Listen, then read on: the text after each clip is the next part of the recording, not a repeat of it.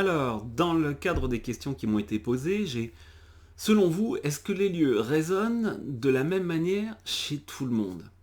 C'est une super question parce qu'en plus elle m'est posée assez régulièrement. Alors, que ça soit effectivement, donc on parle énergétiquement parlant, qu'est-ce que ça veut dire ça résonne? Je vais prendre un exemple très concret. On peut être sur un lieu qui, par exemple, va favoriser, on va dire favoriser l'ancrage ou favoriser la mise en conscience de processus inconscients. Allez, on va prendre du genre, tiens, un endroit qui va favoriser le sentiment de lien avec la nature. Bon, ok. Ça, on va dire que ça peut être le filigrane qui normalement est présent pour tout le monde. Là-dessus, il va se passer un truc. C'est que une personne va arriver et elle-même, par exemple, ne va pas être en lien avec son corps. Elle va plutôt être dissociée.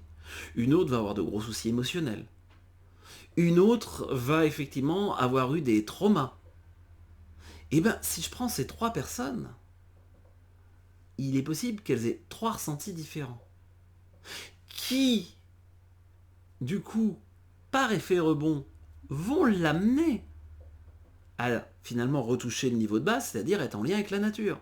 Mais chacun, je veux dire, tiens, cet endroit, il travaille sur mon émotionnel, c'est comme si d'un coup, j'étais tout tranquille. De l'autre, je me sens vraiment, vraiment dans mon corps, j'habite mon corps, je me suis jamais senti comme ça.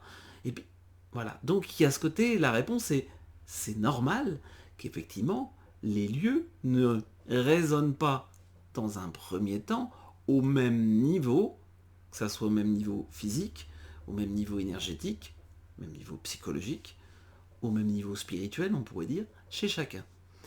Je vois ça clairement, par exemple, quand moi j'emmène des gens effectivement sur des sites, dans les voyages initiatiques ou même dans des stages d'intro, effectivement, on peut avoir à dire, on structure pour dire le ressenti est le même par rapport à on arrive à ressentir la présence d'une énergie à un endroit.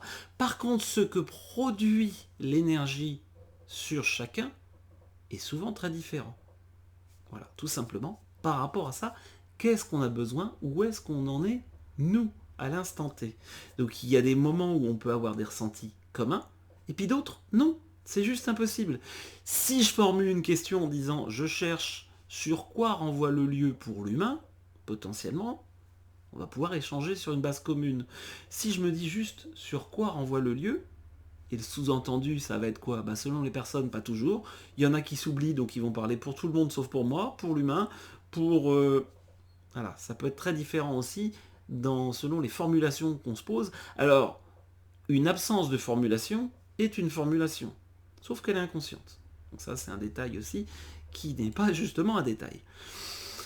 Donc effectivement, il y avait, est-ce que dans l'absolu, on doit ressentir tous la même chose? Oui, mais on ne vit pas dans l'absolu, on vit dans du relatif, et relatif à chacun.